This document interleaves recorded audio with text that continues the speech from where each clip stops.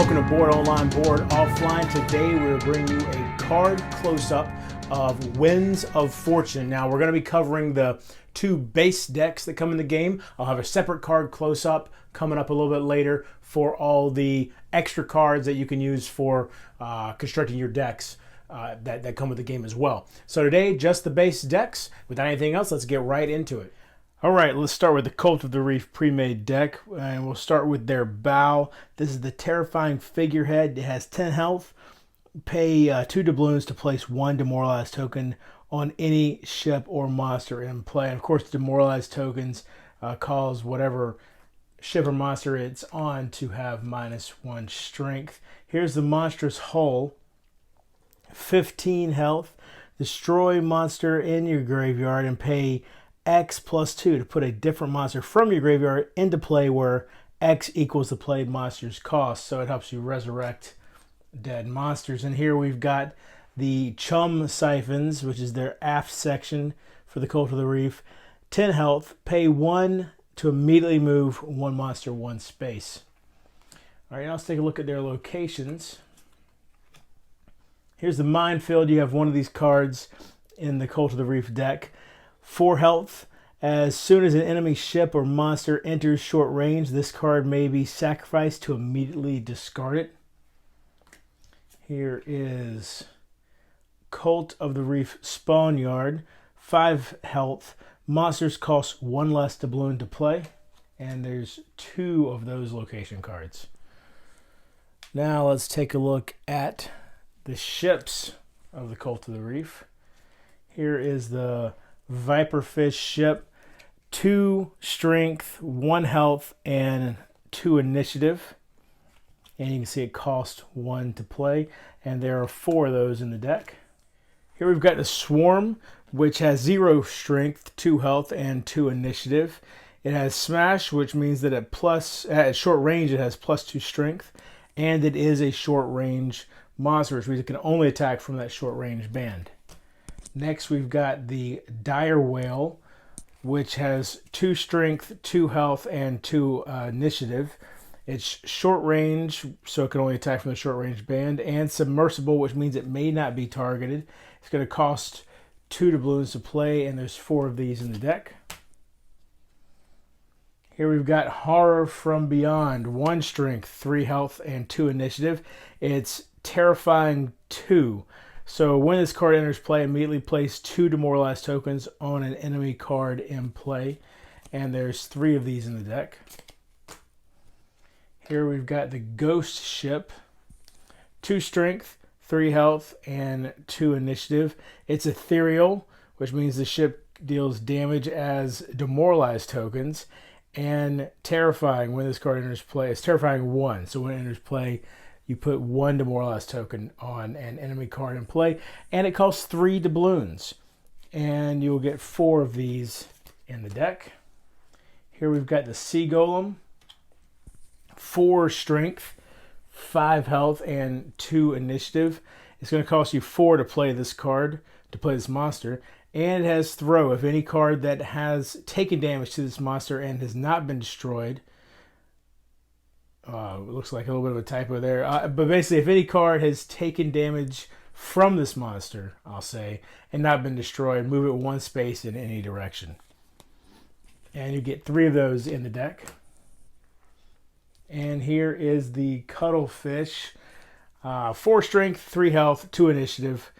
Withdraw. If this card is ever reduced to 0 health or less, it is returned to its owner's hand rather than being discarded, and it costs 4 doubloons to play. You get 2 of those in the deck.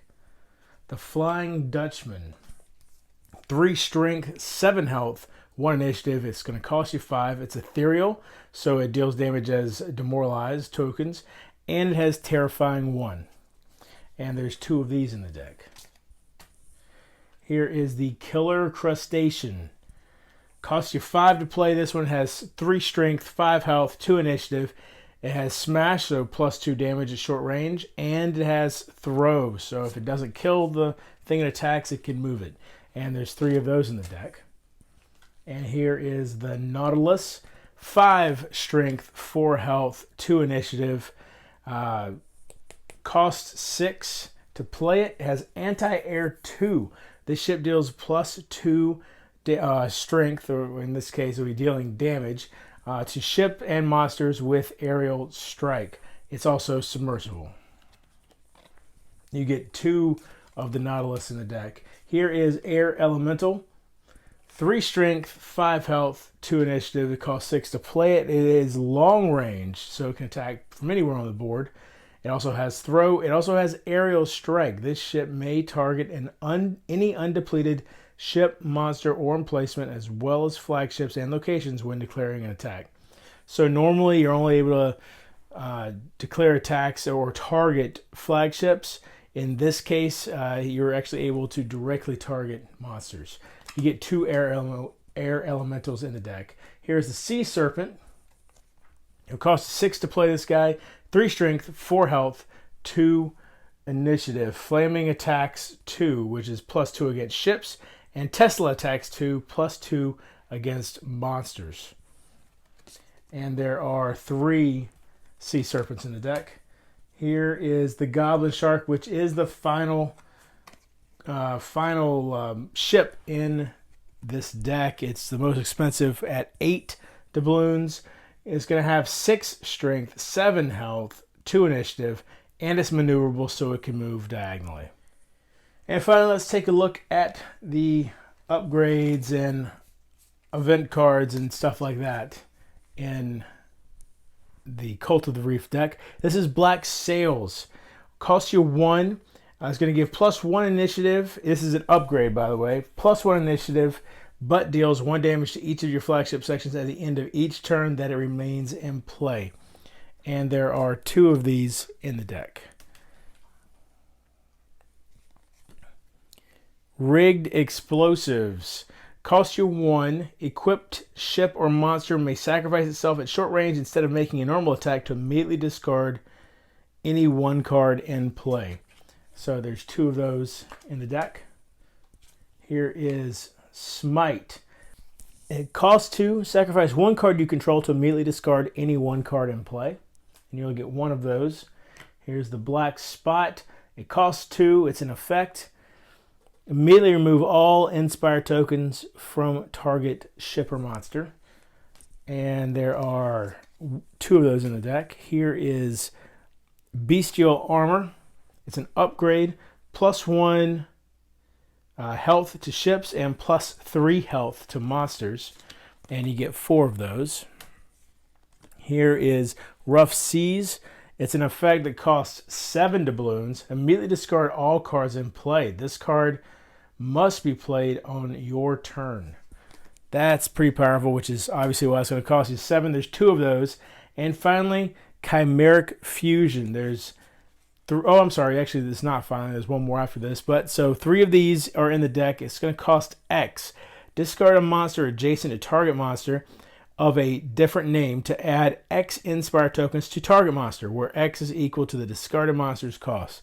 So basically, if you discard a monster costing 3 doubloon, you can add 3 Inspire tokens to the target monster, which is a pretty nice little power.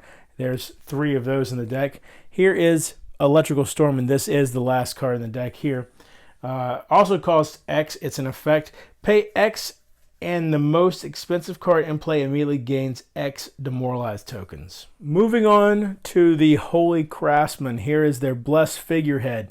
It's their bow, and it has 10 health, and its ability is pay 1 doubloon to place 1 inspired token on any ship or monster you control. Here is the hull. The reinforced hull may pay 1 doubloon to immediately remove 3 damage from this section. And their aft, which is the treasure hold, pay 1 doubloon and place the top card of your deck under this card face down. The face down card may be returned to the top of your deck as a single use doubloon. All right, let's take a look at the 1 location found in the Holy Craftsman deck. It's the Holy Craft Jar. Has 5 health. Ships cost 1 less doubloon to play. You get 2 of those. All right, let's take a look at the ships of the Holy Craftsman. We've got the Zealot. It has 0 strength, 2 health, 2 initiative, cost 1.